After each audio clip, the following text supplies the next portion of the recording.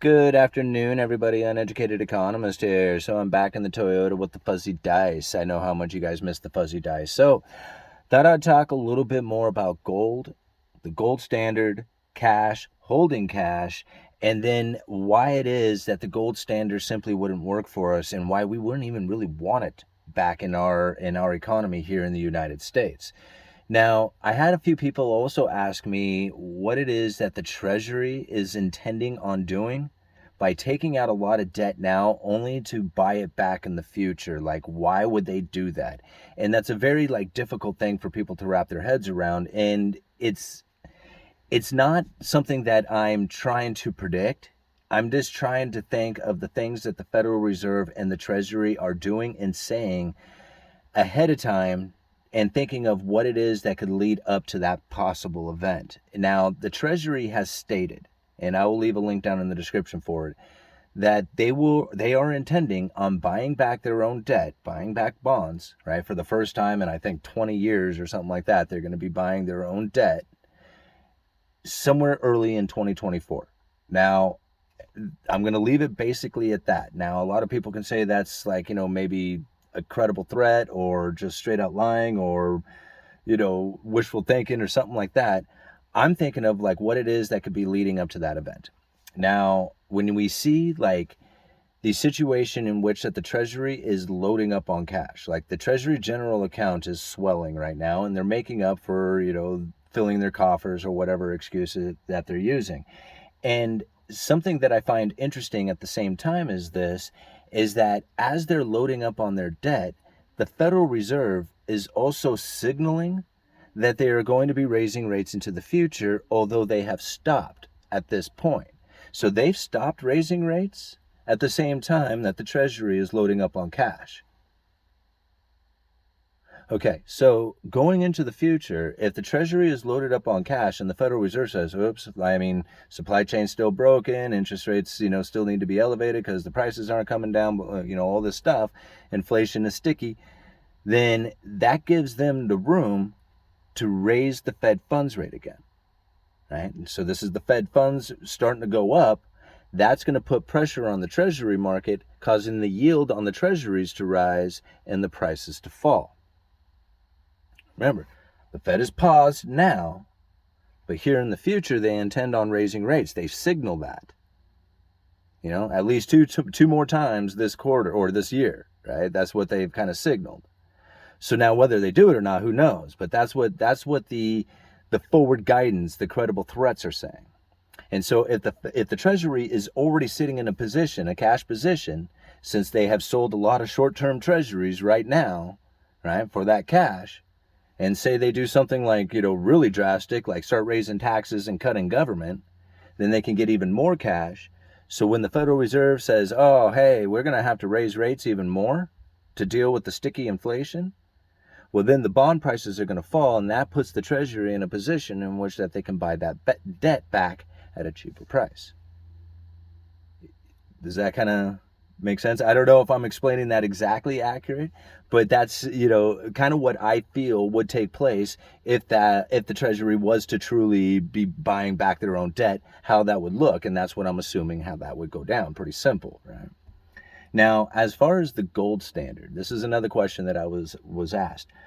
How does that work out for the common guy, right? The average Joe. And now when we think about the gold standard and the average guy, the average person, nowadays, does very little to safeguard their savings, if they even have a savings. Like the average Joe cannot come up with $400 in case of an emergency.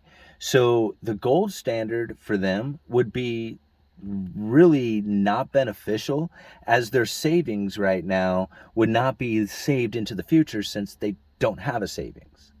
Right? So when people say my purchasing power is lost into the future, well, if you don't have the purchasing power today, you're certainly not going to be able to save it for the future if you can't even earn it today, right?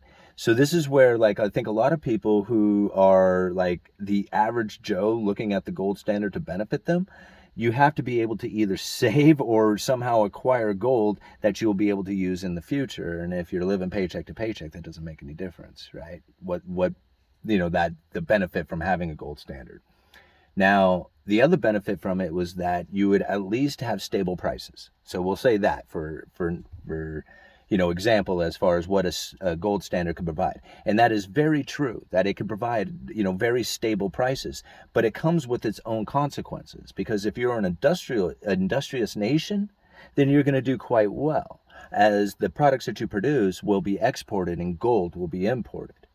And this is the reason why the prices would be very stable, is that it only has so much currency to work with, and that you can't just make up whatever amount that you want, and all these other nations doing the same thing and then figuring out how much debt they're willing to take on and leveraging into the future. And that's where things get really complicated, and the expansion of currency through fractional reserve banking and all this other stuff starts to take place. So when you have gold, you have a very stable currency, something that where prices don't move or fluctuate very much. So in that sense, it is a benefit, right? So if you can save, or if you are looking for prices to remain stable, meaning like, that purchasing power is saved, then yes, gold, can be a very awesome monetary metal, right? But as far as like holding on to it for the national use, it gets very difficult once your industrious nation has become a consuming nation like the United States has. Because once you start importing foreign production, you're exporting gold. And eventually that starts depriving you of manufacturing jobs and good, well-paying, high standard of living jobs and all that other stuff, until eventually you find yourself in a position in which that you have the rich elite, people who have first access to the money, the people who benefit from those people, like, the ones who work directly for them. Then you have a huge separation between the classes, and then you have all the working people servicing, the economy as best they can, living off of the wages that they get, which wouldn't be very much. So that's my position as far as the gold standard goes. Now, as an individual living in a fiat currency system, holding on to gold, like putting gold in your pocket, putting it in your hand, in your possession, I think is probably one of the safest things that you could possibly do, as you are securing yourself a position of wealth that is outside of a third-party claim.